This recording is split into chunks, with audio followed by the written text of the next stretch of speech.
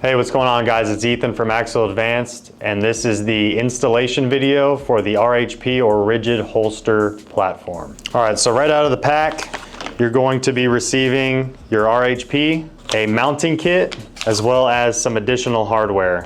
Now, right off the bat, when you're looking at your mounting kit hardware, the bottom left corner, you're gonna notice that there is a color code key. Red, belt bars and spacers. Green is for QLS plate hardware. And then blue is direct to holster hardware.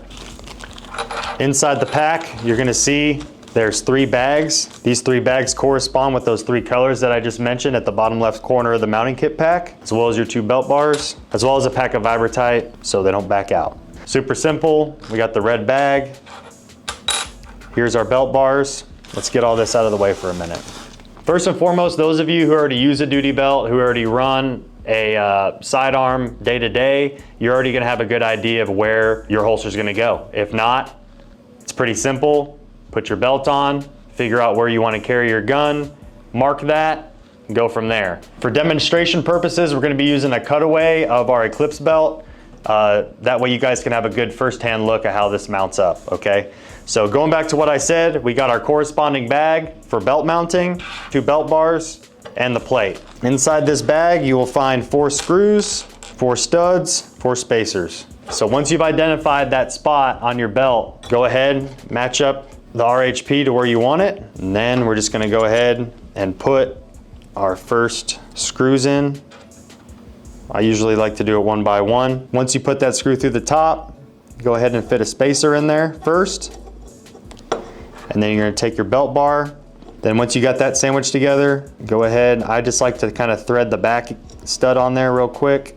Get your screwdriver. And don't over tighten this, just kind of get it loose, just barely hand tight. That way you can kind of adjust the RHP on the belt as you're getting it fit.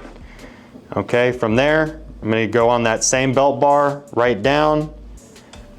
This time I'm gonna put a spacer right in the middle because we already have the top together. It's gonna hold it all together. So that spacer's right there in the middle. And then push that screw through. All right, and then just screw it down. Should be nice and loose. You can slide it around on the belt there still. And then you're just gonna go ahead and repeat this same process for the other side.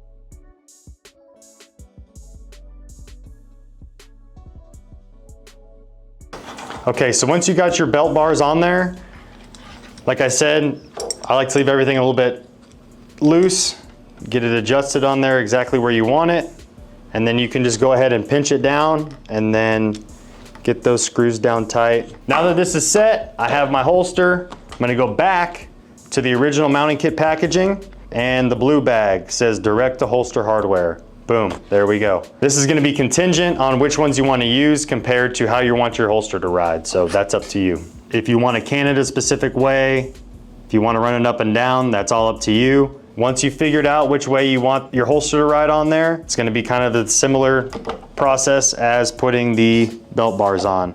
I'm gonna go ahead and get my spacer. I'm gonna line it up with that slot I just lined up on.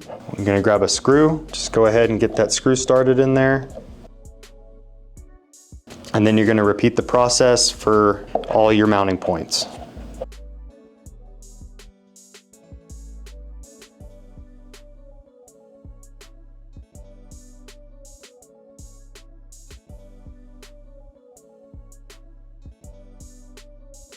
All right, guys, so once you have everything locked in the way you want it, just go ahead and double check, ensure that your cant's good, and it rides the way that you want it to.